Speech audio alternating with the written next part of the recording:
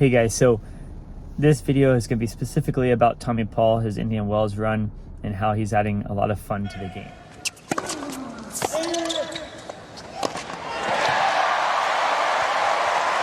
So if you watch the match he lost against Medvedev, that match really could have gone either way.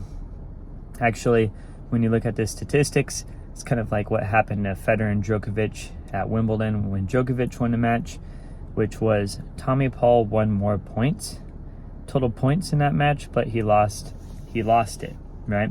So Tommy Paul won 104 of the points to Medvedev's 99, and I think he won every single category Paul did, except for first serve percentage in. So his style would definitely work, it's just Medvedev ended up coming out big in the crucial points.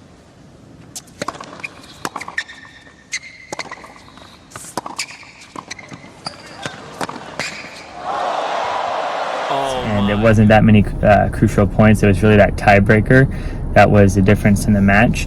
So can Tommy Paul's style win and beat the best players in the world? Absolutely.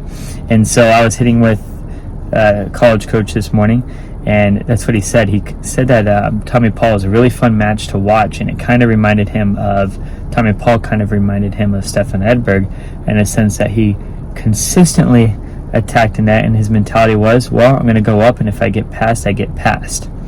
And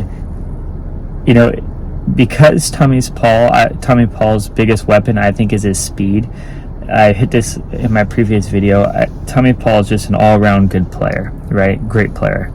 And he doesn't really have any big weapons, I don't think. So when I think of a weapon, I think of Federer's forehand or Ben Shelton's big serve and forehand. A lot of these top players have at least one giant weapon. Well, Tommy Paul really doesn't have that, right? I mean, his serve, he's just got a well-placed serve. He works with what he has. He can flatten out his forehand. He's got a decent topspin, but no big weapon where if you sat a ball off the side a little bit, could he just crank it to where you kind of get to it? Not very often, right? He's not like a Shelton, not like a Federer, not like a Sinner. He just doesn't have that type of firepower. And so what he does is he reminds me of the old serve and volleyers, which I think is why he's studying them. If you looked at McEnroe, if you looked at Edberg, these guys didn't have any big giant weapons, but what they did really well is they did have speed. People forget how fast these guys were, how fast McEnroe was on scrambling. He was quick, right? So these old serve and volleyers were quick scrambling. They were good on defense, and then once they got that short ball, that's how they played offense. They attacked that short ball and then came in because they didn't have the firepower with their technique, and they would put it away off the volleys. And I love that Tommy Paul is using his top weapon, which is his speed, to attack and win points. And I don't know if you heard him say this, but when he was getting interviewed, he said Tim Henman is actually his favorite player of all time, and he does remind me of a Tim Henman. I think Tim Henman was a little bit taller, though, a little bit bigger, and had a little bit more on his serve. But overall, their games are very similar, just Tommy Paul's a newer version of that, right? He hits a little bit more spin to the ball. I would say Tommy Paul, I would give the check mark, has way more speed, for sure. So I think, can be a little bit more effective closing those gaps from the baseline to the net, and he can hang in the rallies a little bit more because he is more of that modern style.